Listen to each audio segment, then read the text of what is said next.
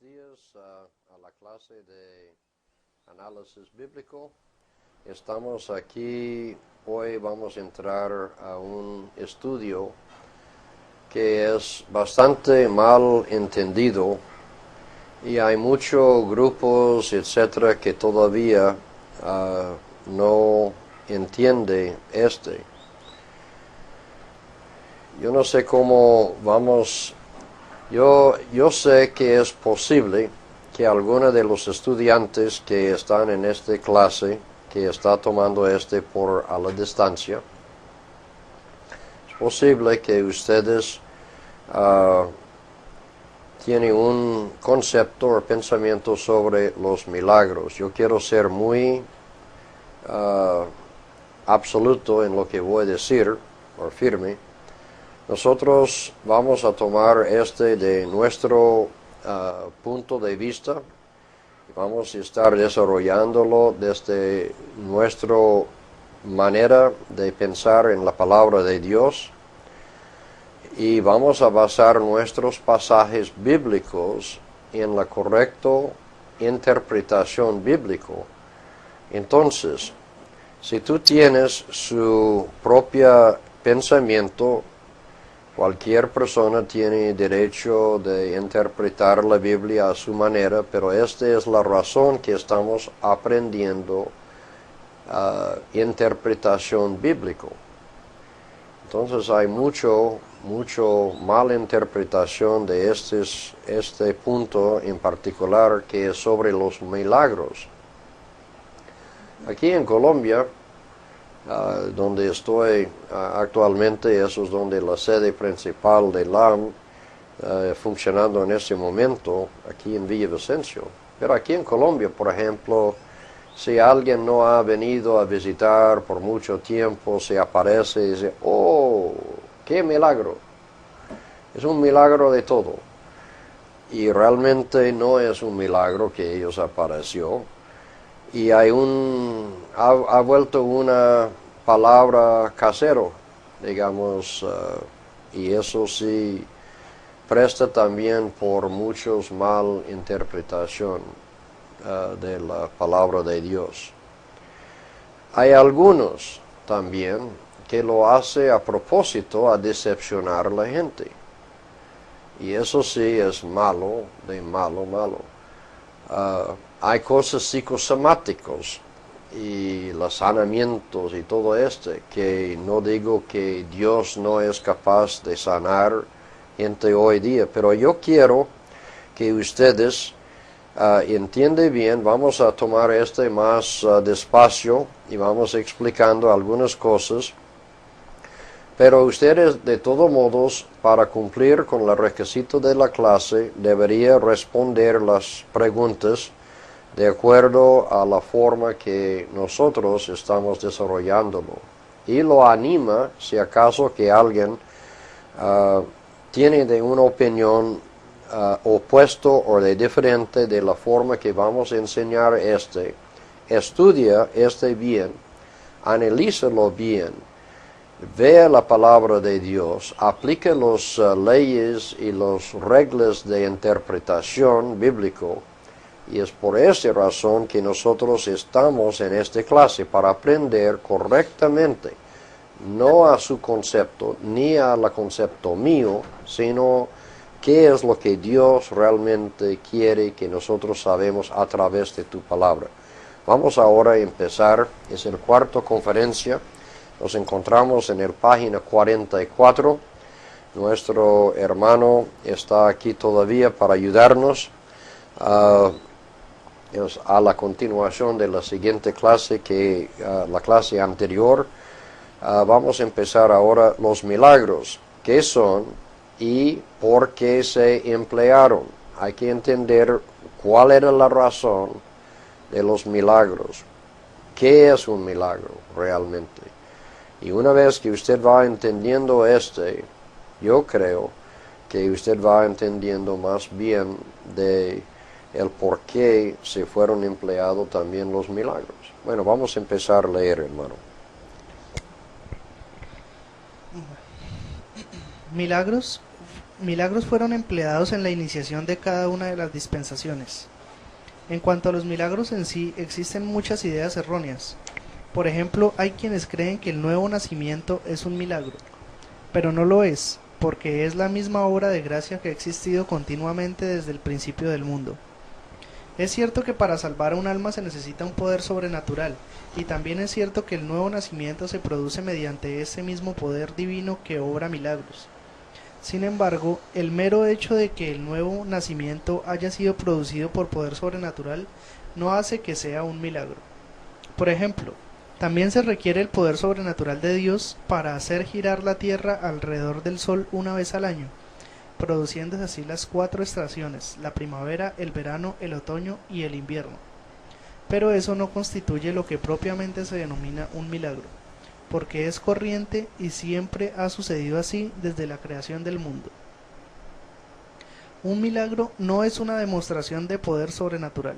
No, un milagro es. Un milagro es una demostración de poder sobrenatural. Sí.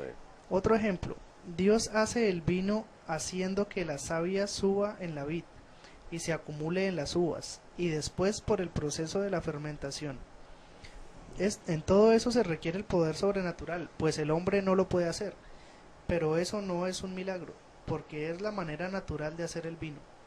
Más cuando Jesús cambió los 6 cántaros de agua en vino instantáneamente, que eso lo vemos en Juan capítulo 2. Eso sí fue un milagro, porque fue una demostración especial de poder de Dios.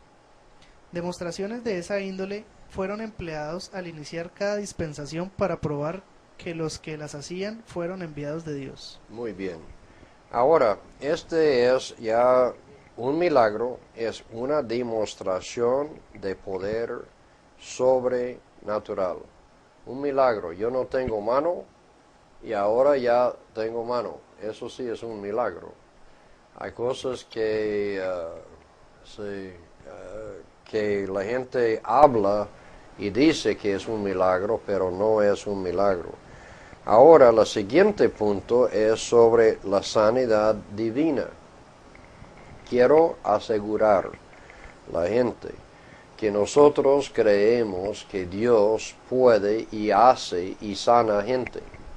Es parte de la obra. Si no creía en sanamiento divina o sanidad divina, cuando alguien está enfermo, ¿por qué ellos vienen a mí y piden que si yo pudiera ayudarlos en una oración especial? La congregación a menudo pidiendo peticiones, etcétera. Si nosotros no creíamos que Dios pudiera intervenir y apoyar y sanar a la gente, estamos ahí fariseos simplemente pidiendo algo que no creemos. Si creemos que Dios es capaz de sanar, pero no en las cosas y las cachivaches, puedo decir, en la forma que muchas personas y muchos otros grupos están haciendo.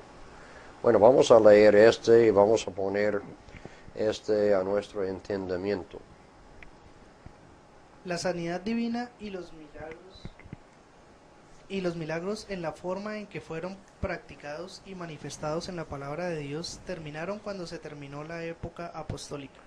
Eso es muy bueno para que ustedes entiendan, porque hay gente que todavía está de otras opiniones manifestado. Se terminó cuando se terminó la época apostólica. Bueno, sigue. La sanidad divina, como se practicaba en la Biblia, se efectuaba sin ocupar medicina ni cirugía. En otras palabras, fue directa, inmediata y perfecta. Los milagros eran obras sobrenaturales de Dios, tales como el cambiar el agua en vino, calmar la mar tempestuosa, sanar a los leprosos instantáneamente, coger culebras sin daño, tomar veneno sin envenenarse y resucitar a los muertos. El único caso que aparentemente varía de este método es el del ciego en Juan capítulo 9 versículo 6, pero no había ningún valor medicinal en el lodo. Este versículo dice así: dicho esto, escupió en tierra e hizo lodo con la saliva y untó con el lodo los ojos del ciego. Una cosa, eso de todas formas era en parte profética, En este momento no recuerda dónde fue usado pero sí, es que las cosas ahí, Dios también hasta su propia salava se sanaba. Y eso sí es una profecía en el Antiguo Testamento. Tocaría yo mirar y buscarlo, pero es bueno que usted entiende. Eso fue incluso para parte probar a los fariseos y los otros y el pueblo judío que él era quien dijo que era el Salvador, que era el Mesías, el prometido. Bueno, sigue. En Mateo capítulo 10, versículo 8, leemos que Jesús envió a sus discípulos diciéndoles, sanad enfermos, limpiad leprosos y resucitad muertos. Nuestro Señor en otra ocasión también dijo a sus discípulos que harían todavía mayores obras que Él, mayores por supuesto en número y no en cuanto al grado de poder. Esto lo vemos en Juan 14, versículo 12. Un argumento muy corriente y usado con fastidiosa frecuencia es que la Biblia dice, en Hebreos 13, versículo 8, Jesucristo es el mismo ayer y hoy y por los siglos. Y por motivo de que Dios no cambia, alegan que Él no cambia sus leyes. Que Él no cambia sus leyes tampoco, ni las dispensaciones, sino que continúa siempre en la misma regla de práctica a través de todas las épocas. Pero Dios sí cambia sus métodos, mientras que su carácter queda siempre inmutable, porque si se espera que sigamos usando toda la Biblia, tanto el Antiguo como el Nuevo Testamento, como nuestra regla de fe y práctica, entonces estaríamos también obligados a ofrecer sacrificios de animales, tales como corderitos, terneros y vacas bermejas, porque esa fue la práctica de aquel entonces, por mandamiento de Dios. También estaríamos obligados a observar la fiesta de la Pascua, lo mismo como todos los demás ritos del templo, pero todos estamos de acuerdo en que estas cosas han sido quitadas por haber sido cumplidas en Cristo. Por ejemplo, el séptimo día, o sea el sábado, anteriormente fue guardado por mandamiento de Dios, pero nosotros ya no lo guardamos porque en el Nuevo Testamento tenemos el día del Señor, o sea el domingo. Dios no ha cambiado, pero sí ha cambiado sus leyes y sus métodos. Y siendo así, vemos que los milagros desempeñaron su papel y después de haberse cumplido su propósito fueron descontinuados. Bueno, eso sí es muy... Después de haberse cumplido su propósito, fueron descontinuados. Ahora, lo que vamos a entrar y lo que tú necesitas para ser un base fundamental es saber cuál era la razón, por qué tenía los milagros, cuál es el propósito de los milagros, qué cumplieron estos milagros para que nosotros pudiéramos saber y entender y comprender. Entonces, esta es la siguiente parte de este libro. El propósito de los milagros. ¿Cuál fue el propósito de los milagros? ¿Cuál fue el motivo por que Jesús y sus apóstoles sanaron milagrosamente a los enfermos? ¿Y por qué también limpió Jesús a los leprosos, cambió el agua en vino, calmó las tempestades y resucitó a los muertos? El propósito fue el de convencer al pueblo que el mensaje que traía Jesús y los apóstoles era en verdad un mensaje de Dios, y por eso los milagros le servían de credenciales. Entonces, una cosa, por ejemplo, yo tengo un cédula que dice que yo soy tal y tal nombre, James Harold Gage, que fue nacido en tal y tal parte, de tal y tal fecha, que soy residente aquí en Colombia, Sudamérica, etcétera, etcétera. Este es un cédula, es una credencial que demuestra quién soy yo. Los apóstoles en esta época y Jesucristo. Una de las razones que nosotros podemos saber quién era Él y que su mensaje era correcto era por los señales que Él nos hizo. Parte de los señales eran los milagros. Los apóstoles, todavía no teníamos la Biblia todavía terminado o completo. Ellos estaban viviendo, eso era el Nuevo Testamento. ¿Cómo yo puedo o cómo uno pudiera saber que si ellos lo que hablaba era la plena verdad? Y esos servían como dice, los milagros, por eso los milagros les servían de credenciales. Subraya es muy importante. Credenciales. Bueno, sigue. Ahora va a dar unos ejemplos. Por ejemplo, cuando Jesús sanó al paralítico, en Marcos capítulo 2, versículo 1 al 12, Él dijo que lo hacía, para que sepáis que el Hijo del Hombre tiene potestad en la tierra de perdonar los pecados. El autor de estos comentarios está seguro que Jesús actuaba con plena comprensión de lo que estaba haciendo y que dijo la verdad en cuanto al motivo por el cual hizo este milagro. Por causa de los milagros del Señor, Nicodemo quedó convencido de que Jesús había sido enviado de Dios, porque dijo, en Juan capítulo 3 versículo 2, nadie puede hacer estas señales que tú haces si no está Dios con él. Dice además la escritura en Hebreos capítulo 2 versículo 3 y 4, ¿cómo escaparemos nosotros si descuidamos una salvación tan grande, la cual, habiendo sido anunciada primeramente por el Señor, nos fue confirmada por los que oyeron, testificando Dios justamente con ellos, con señales y prodigios y diversos milagros? ¿Cuál entonces fue el propósito de los milagros? Estos pasajes dicen que era para confirmar el mensaje de Dios, como vemos en Marcos capítulo 16 versículo 20. Y ellos saliendo predicaron en todas partes, ayudándoles al Señor y confirmando la palabra con las señales que la seguían. Entonces, para confirmar el mensaje de Dios, los señales, ¿sí? Confirmando Marcos 16, 20. Eso es un pasaje que está usado a menudo por otros y por nosotros también, todos, pero ¿cuál era el propósito? Ellos salieron predicando en todas partes, ayudándoles el Señor y confirmando la palabra. ¿Cómo confirmaba la palabra? Con las señales que la seguían. Bueno, sigue, hermano. Así pues vemos que el propósito de los milagros fue el de confirmar la palabra hablada por Cristo y los apóstoles, y que no eran nunca para la comodidad de aquellos que recibieron el beneficio. En 2 Timoteo 4:20 leemos donde Pablo dijo, y a Trófimo dejé en Mileto enfermo. ¿Por cuál motivo le dejaría allí enfermo, teniendo en su poder la facultad de sanarle? La explicación es muy sencilla, que Trófimo ya era un creyente y no le hacía falta algún milagro para confirmar su fe en la palabra. También Pablo aconsejó a Timoteo, ya no bebas agua si no usas de un poco de vino por causa de tu estómago. Un momento. Ya no bebas agua, sino usa un poco de vino por causa de tu estómago y de tus frecuentes enfermedades. Eso lo vemos en 1 Timoteo capítulo 5 versículo 23. Es que por ejemplo nosotros en nuestro pacto de la iglesia nos dice que no tomamos bebidas intoxicantes.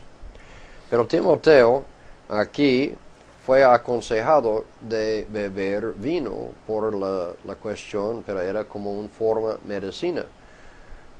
Mi papá tenía un problema del estómago y que estaba con muchos úlceros por tomar, él no pudo tomar mucha medicina y estaba tomando bastante medicina por dolor. El médico, para ayudar a sanar el estómago, lo mandó a él medicina, pero no medicina, sino tomar un vaso de vino en 2 horas de la mañana y un vaso en la noche. Eso sí ayudó a él mucho en la cuestión de estómago. Pero el punto aquí es, ahí usted puede ver, en este caso, Timoteo era creyente. ¿Por qué Pablo no sanaba a él? Recuerda, el propósito de los milagros y el sanamiento, aquí lo leímos hace poco, no era así nunca para la comodidad de aquellos que recibieron el beneficio. Se suena como duro, Pero los que recibió este gran beneficio de sanar y sanado, ser sanado, era una gran bendición por ellos. Pero ¿cuál era el propósito? El propósito era para confirmar lo que estaba haciendo, por ejemplo, el mensaje de Cristo, o que Él era el Mesías, o que los que predicaban el Evangelio sí era verdadero apóstoles de Dios. Bueno, sigue hermano, terminamos este. ¿Por qué no sanó Pablo a Timoteo? Pues tenía el poder para hacerlo y también la fe necesaria. ¿Por qué entonces no le quiso sanar? Porque Timoteo ya era un creyente y no había ninguna necesidad de confirmar su fe por medio de algún milagro.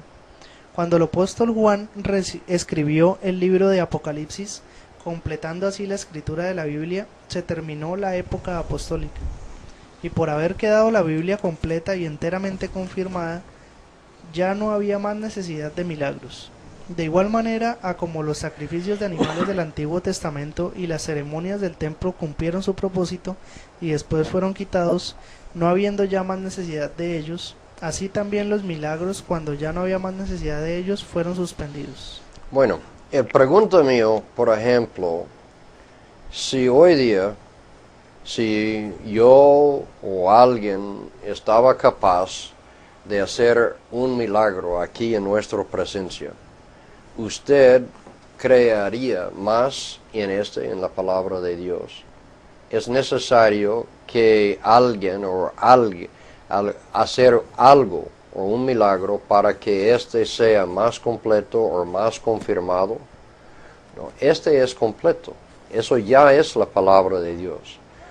Y este es lo que tenemos para constatar es la palabra. O sea que cuando yo no hablo palabras mías, sino hablo por medio de la palabra de Dios. Eso sí es la razón confirmado con los milagros de las personas que hicieron que ellos sí eran en verdad hombres de Dios. ¿Cómo usted puede saber que yo soy un hombre de Dios? ¿Por un milagro que lo hago?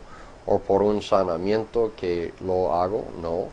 Usted tiene la regla aquí para probar si yo en sí soy predicador o no. Si estoy cumpliendo de acuerdo con lo que la palabra de Dios nos dice. Bueno, entonces, más o menos, ¿cuánto tiempo nos queda? 20. Vamos a seguir así por lo menos el siguiente punto, y aquí con cerramos esta lección. Los milagros fueron quitados. La Biblia nos dice claramente que los milagros, aquellos dones sobrenaturales, fueron suspendidos al completarse el Nuevo Testamento. Los capítulos 12, 13 y 14 de Primera de Corintios tratan el tema de dones espirituales. El tema se nos indica en el primer versículo del capítulo 12 diciendo: No quiero, hermanos, que ignoréis acerca de los dones espirituales. El tema entonces de esta división del libro es dones espirituales. En el capítulo 12 se encuentra una lista detallada de por lo menos 9 dones espirituales, tales como la sanidad, el don de lenguas, la profecía, la inspiración, y así por el estilo, pasando toda la lista. Luego en el capítulo 13 se nos explica que aquellos dones serían descontinuados cuando viniera lo perfecto o lo que es perfecto, como dice la versión no revisada. Es muy importante tomar en cuenta el significado de la palabra, cuando venga lo perfecto. Primera de Corintios capítulo 13 versículo 10. Como una cosa que iba a presentarse y que apenas apareciera se iban a quitar los dones milagrosos. No obstante, por raro que parezca, hay quienes dicen que eso se refiere al segundo advenimiento de Jesús. Pero para cualquier persona que haya estudiado gramática siquiera unos 3 meses, eso sería inconsecuente, porque se daría cuenta que aquí no se emplea la forma de pronombre personal, pues no dice cuando venga el que es perfecto, sino cuando venga lo perfecto. Gramaticalmente no se puede referir al Señor Jesucristo con el pronombre lo. ¿Qué es entonces lo perfecto a que se refiere este pasaje? El Nuevo Testamento, al cual también Santiago se refiere llamándolo la perfecta ley, la de la libertad, en Santiago 1:25. El Nuevo Testamento existía solamente en parte en aquellos momentos, cuando Pablo se encontraba escribiendo su epístola a los Corintios, y por ese motivo él explica en el capítulo 13 que en parte conocemos y en parte profetizamos, mas cuando venga lo perfecto, entonces lo que es en parte se acabará. Esta palabra es terminante. Durante todo el tiempo que la Biblia estaba en proceso de formación, aún hasta terminar de escribir la última palabra de ella, ellos tenían la verdad solamente en parte. Mas al completarse el Nuevo Testamento, entonces lo perfecto, la perfecta ley, la de la libertad, ya les quedaba en las manos, y la inspiración, la profecía, las lenguas y todos los demás milagros se dieron por terminados. Leemos en Efesios capítulo 4 versículo 8 al 14 que los dones eran dados hasta que todos lleguemos a la unidad de la fe y del conocimiento del Hijo de Dios. Por lo cual dice, subiendo a lo alto, llevó cautiva la cautividad y dio dones a los hombres. Y eso de que subió, ¿qué es sino que también había descendido primero a las partes más bajas de la tierra? El que descendió es el mismo que también subió por encima de todos los cielos para llenarlo todo.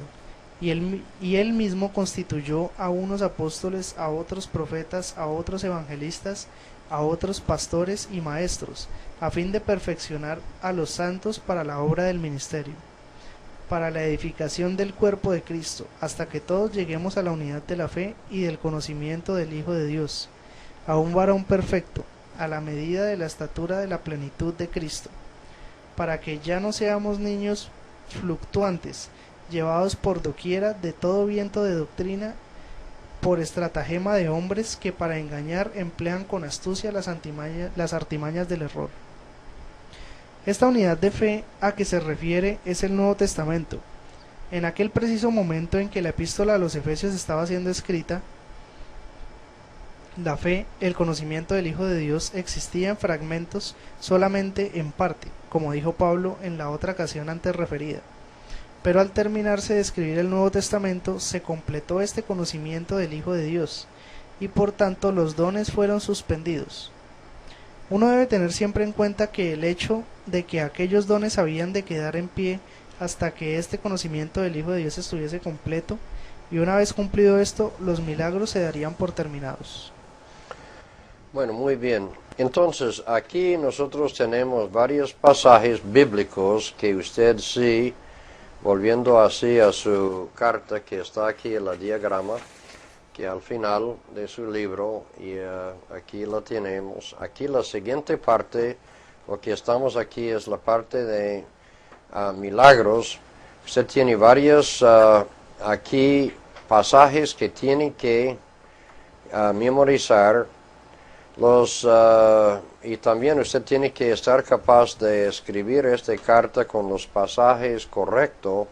También dice los milagros eran para confirmar la palabra, y eso sí es Juan 3:2, Marcos 16:17 a 20, Hebreos 2:4. ¿Hasta cuándo continuarían? Miqueas 7:15, 1 Corintios 13, versículo 8 a 13, todo esto usted tiene que memorizar. Lo que acabamos de leer, Efesios 4, pero ahí sí hay 4 versículos que no estaba aquí escritos, es 4 a 14. En la siguiente clase, nosotros vamos a hablar de que solamente permanece 3 dones. Aquí es también otro de las dificultades en la gente a entender. Hay mucho malentendimiento de esto. Hay que entender una cosa. Por ejemplo, el don de lengua. Yo todavía me sufro hablando el idioma español. La gente dice, bueno, pero usted no es creyente. Claro, yo soy creyente. Amo al Señor, yo sé que Él es mi Salvador, he dedicado mi vida a servir al Señor en Latinoamérica, pero todavía tengo problemas. La palabra lenguas es cuestión de oír y entender y comprender. Era un idioma entendible. Entonces, la milagro, por ejemplo, el día de Pentecostés es que Pedro predicaba y todo el mundo, todas las personas allá oyeron, comprendieron en su propio idioma. ¿Cómo fue este? Sí, ¿cómo fue este? Sí, eso era una habilidad.